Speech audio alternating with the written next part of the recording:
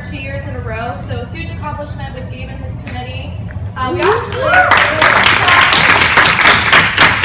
had Clayton and we had Gabe also. They made it to the marketing strategy competition to the semifinals too, out of I think 98 other groups, so that's huge. So round of applause again. And of course, a huge honor. Our organization was a top 25 chapter this year. So really, there are competitions out of 363 other chapters. I mean, we go against Penn State, we go against Temple, we go against Las Vegas. I mean, huge that have over 100 plus members. So it's a great honor. We haven't received. Great speaker, Carrie Getz from the Tampa International Airport. She's the director of marketing for that.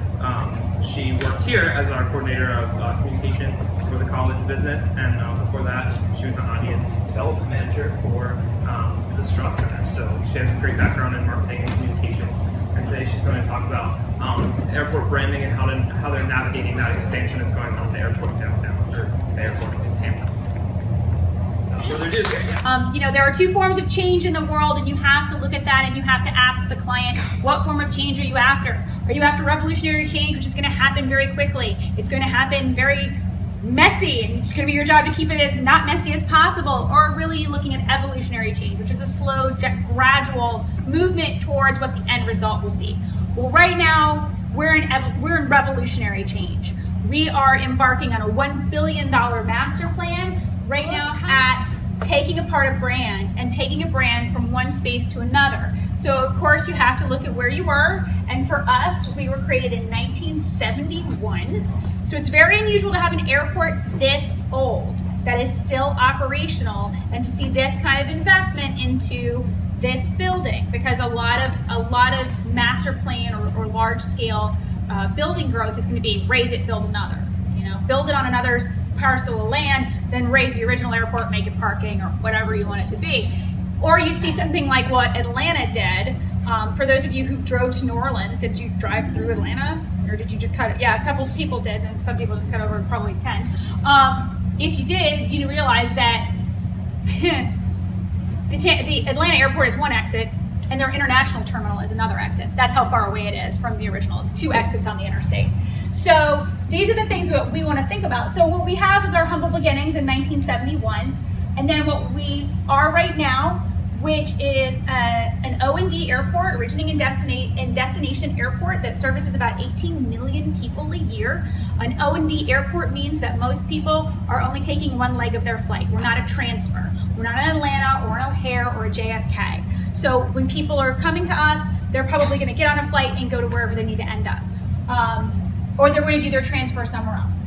And then what we will be. And what you see right here is the rendering of what our 2025 final plan will look like. Passenger profiles that we focus on the most are our fun-loving families, our traveling empty nesters, and our good time adventurers. We didn't name those. Nielsen did. That's theirs. So we do look at this quite a bit. We want to make sure that we are serving these 3 primary demographics every time we make a change or plan to make a change. And that's how we know that our brand is our people. We are predominantly, really overwhelmingly female in our passenger ratio. This is really important, that I think is really, really important. From talking to our employees, talking to our C-suite, and then talking to our passengers, we saw what was important to us. You see that right there, internal best in class. There it is. There's the Nordstroms, there's the BMW. But gateway, innovative, community-focused economic development. It turns out that our passengers don't really care about that.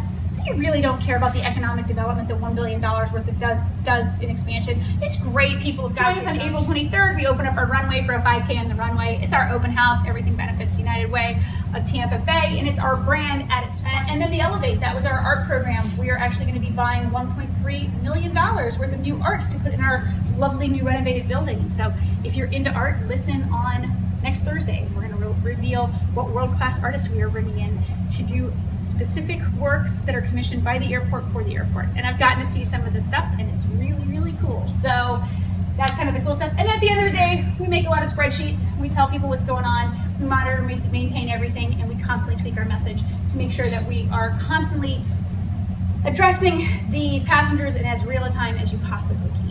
On April So- 15th, we have an event for just a professional networking event. We have Dale Carnegie coming, as well as Sandler Sales, and then a couple other people talking about resume tips and interview tips as well. It is April 15th from 10 a.m. to 12 p.m. and we'll have a social afterwards at World of Beer at 1 p.m. So it's really exciting. Usually these talks are paid for and they are coming to talk to us for free. So it's really exciting and I hope to see you all there.